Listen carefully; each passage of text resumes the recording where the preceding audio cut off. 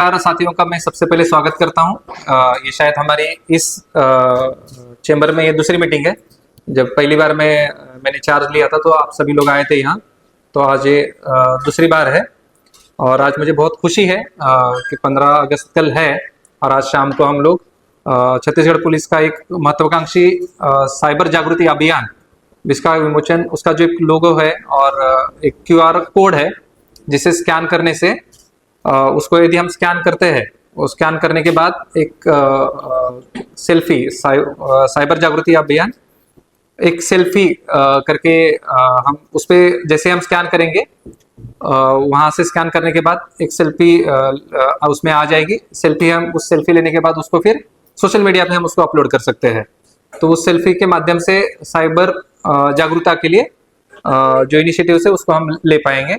कि जितना लोगों के पास पहुंचेगा उतना समाज में साइबर के प्रति लोगों के मन में एक नॉलेज जनरेट होगा, और जितना ज़्यादा से ज़्यादा लोगों के पास जाएगा उतना लोगों के लिए भी साइबर फ्रॉड से बचने के लिए उपाय की जानकारी भी मिलेगी।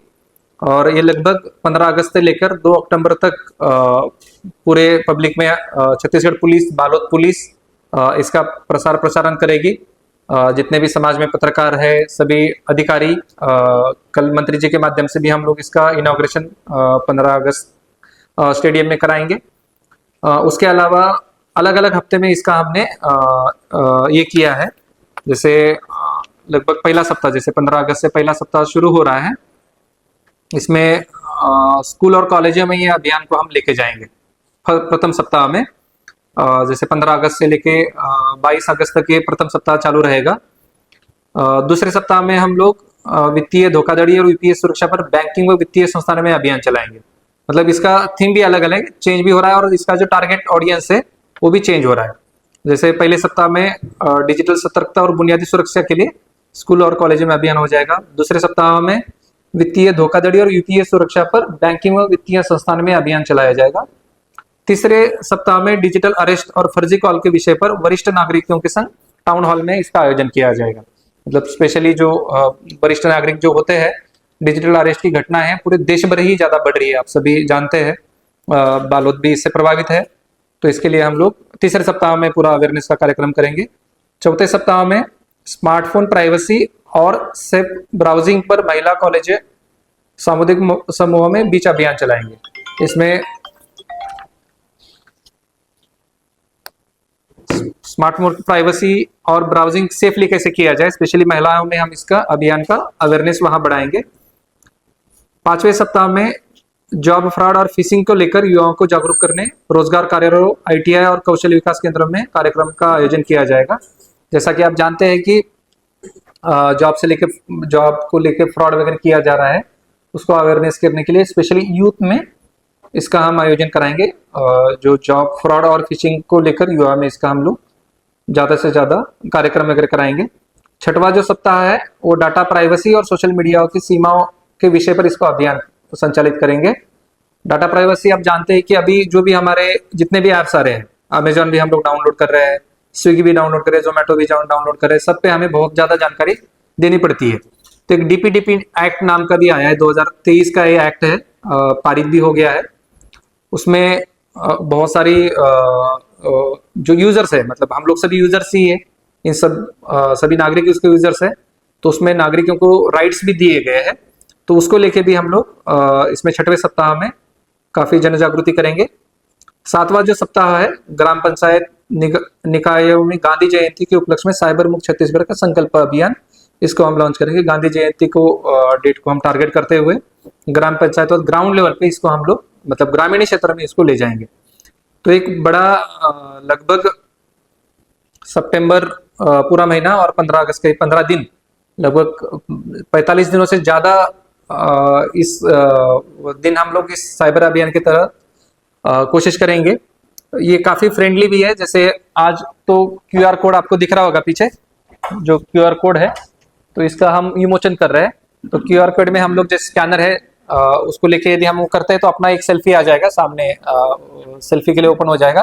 वो सेल्फी जो जनरेट होगी उसको हम सोशल मीडिया पे, मतलब इंस्टाग्राम पे डाल सकते हैं, फेसबुक पे डाल सकते हैं, व्हाट्सएप पे आप लोग शेयर कर सकते हो। तो जितना हम लोग इसको फैलाएंगे, पूरे बालोद जिले में फैलाएंगे, तो उस पर ऑटोमेटिक मैसेज भी जनरेट होगा। जैसे है क्या जनरेट मैसेज वाला, यहाँ नहीं है ना उसका। हाँ, उसको भी हम ग्रुप पे शेयर कर देंगे। उसको भी एक सेल्फी जनरेट होगा। जैसे हम लोग अभी एक सेल्फी यहाँ जनरेट करेंगे, आप लोग भी करिए सभी।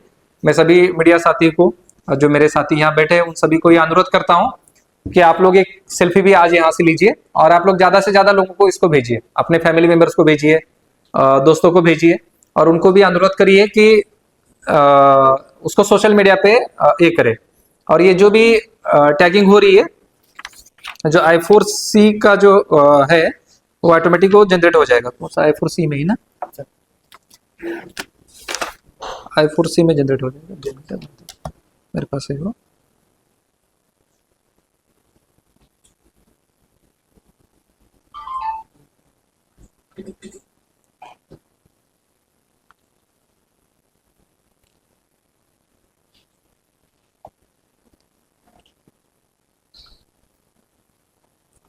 तो I4C में मतलब जो सेंट्रल ऑल इंडिया लेवल पे डाटाबेस जो मैनेज कर रहा है, वो I4C करके एक संस्था है।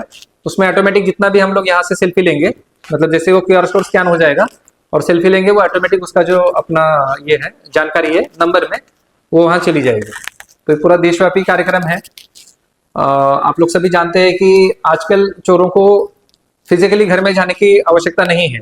बैठे बैठे मोबाइल पे बहका के APK फाइल्स है, उसके अलावा फिशिंग करते हैं, अनेक माध्यमों के द्वारा साइबर फ्रॉड किया जा रहा है, और जो अमाउंट भी है वो बहुत ज्यादा है। जैसे बालोद जिले में मैं आने के बाद, मतलब जिला ज्वाइन करने के बाद भी, मतलब 15 लाख, 20 लाख, 25 लाख, इतने राशियों के कितने अगणित फ्रॉड अभी मेरे सामने ही हुए हैं।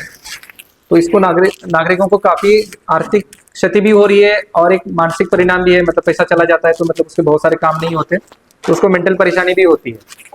तो अवेयरनेस से क्या होगा, लोगों को साइबर के प्रति एक जागरूकता होगी, क्या मेजर्स लेने चाहिए, कैसे साइबर फ्रॉड होता है, उसका एक SOP एक समझ लेंगे, तो लोग ज़्यादा से ज़्यादा मतलब जब भी ऑनलाइन ट्रांजेक्शन करेंगे, नहीं तो किसी से भी साइबर वर्ल्ड के माध्यम से लोगों से जुड़ेंगे, तो इस बातों का भी ख्याल रखेंगे। जैसे बहुत छोटे छोटे मेजर्स है, जैसे OTP शेयर न करना, एक छोटा सा मेजर्स है कि मतलब OTP किसी के साथ भी शेयर नहीं किया जा सकता है। तो इसको इम्प्लीमेंट करने से ही बहुत सारे साइबर फ्रॉड रुक जाएंगे। जैसे वेरिफिकेशन करना, मतलब सामने वाली पार्टी, जब ऑनलाइन ट्रांजेक्शन हम करते हैं कि सामने वाले पार्टी का वेरिफिकेशन कैसे करें, तो उससे भी बहुत सारे साइबर फ्रॉड हमारे रुक जाएंगे। जैसे बहुत सारे क्राइम भी साइबर के माध्यम से हो रहे हैं, जैसे इंस्टा के माध्यम से किसी मतलब अश्लील वीडियो को अपलोड करना, और नहीं तो दोस्ती यारी भी बन जाती है कभी कभी, तो उससे बहुत सारे महिला संबंधी अपराध भी घटित होते हैं, बच्चों संबंधी अपराध भी घटित हो रहे हैं। तो पहले जैसे क्राइम का जो स्पेस था वो फिजिकल था, मतलब यहाँ मतलब हमें पता था कि आदमी यही बैठा है या क्राइम कर देगा, पुलिस जाके पकड़ लेती थी, और जो भी मतलब जो कानूनी कार्रवाई उसमें होती थी। लेकिन इसने क्या कर दिया, साइबर ने एक ऐसी दुनिया बना दी जहाँ आदमी कहीं दिल्ली में भी बैठा है, पंजाब में भी बैठा है, नहीं तो बाहर के देश में भी बैठा है। जैसे बहुत सारे फ्रॉड अभी ऐसे हो रहे हैं कि जैसे नाइजीरिया में बैठा हुआ गैंग है, म्यांमार में एक गैंग बैठा हुआ है, और वो वहां से लगा हुआ है मतलब फ्रॉड करने के लिए। और इसमें और आगे स्टेप में जाके ये हो रहा है कि जैसे भारतीय इंजीनियर वगैरह तो इंडिया में बहुत सारे हैं, तो जब घूमने फिरने के लिए जा रहे हैं, उनको नौकरी का बहाना वगैरह देके वहाँ किडनैपिंग कर रहे हैं, और उन्हीं के माध्यम से, मतलब भारतीयों के माध्यम से ही उनको किडनैप वगैरह करके उनको जान से मारने की धमकी देके वगैरह वहां ही से ही फ्रॉड कर रहे हैं।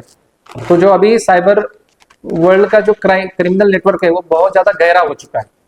हाँ, मतलब अभी ट्रैक करना भी बहुत कठिन हो गया है। जैसे डार्क नेट का इस्तेमाल करते हैं लोग, तो डार्क नेट पे जैसे हमारी नॉर्मल इंटरनेट पे जो गतिविधि रहती है उसको तो पुलिस अच्छे से ट्रैक कर लेती है, लेकिन डार्क नेट का जब इस्तेमाल होता है तो उसमें उसको ट्रैकिंग करना बहुत मुश्किल हो जाता है।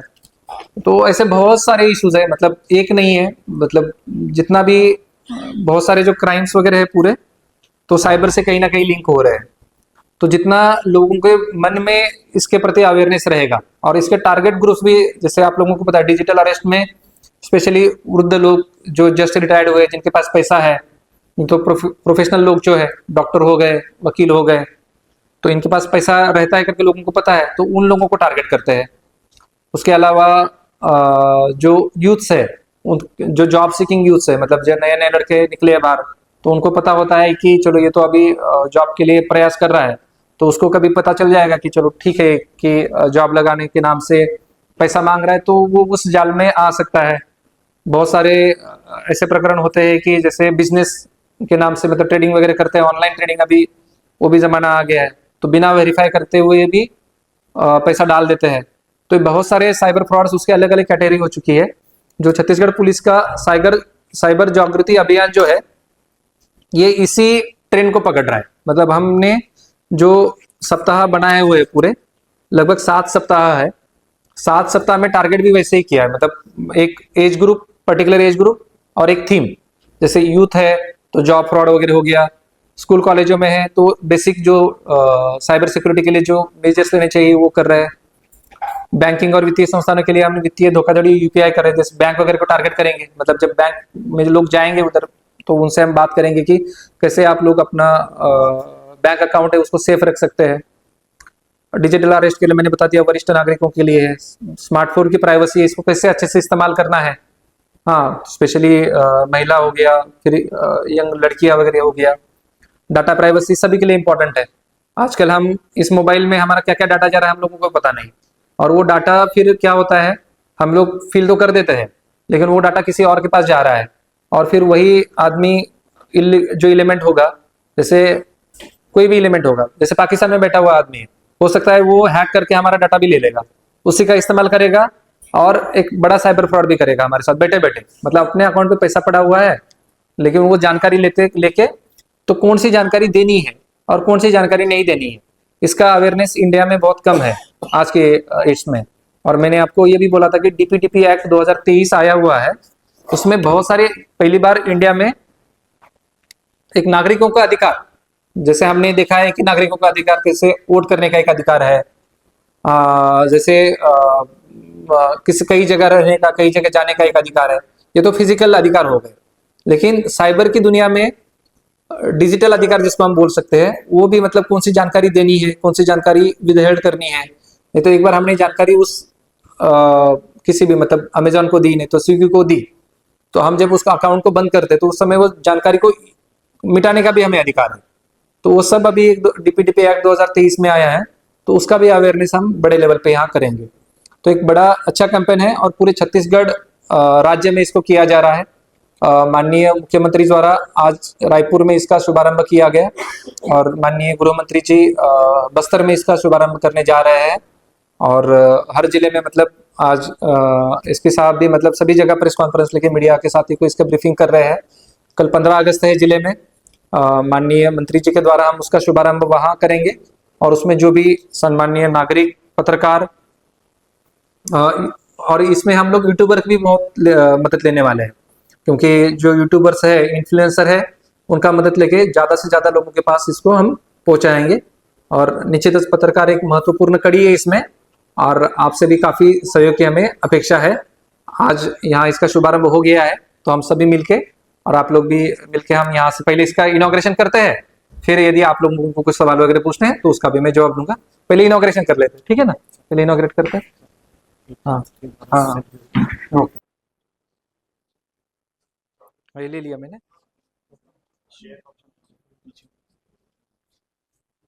ओके, कंटिन्यू करूँ?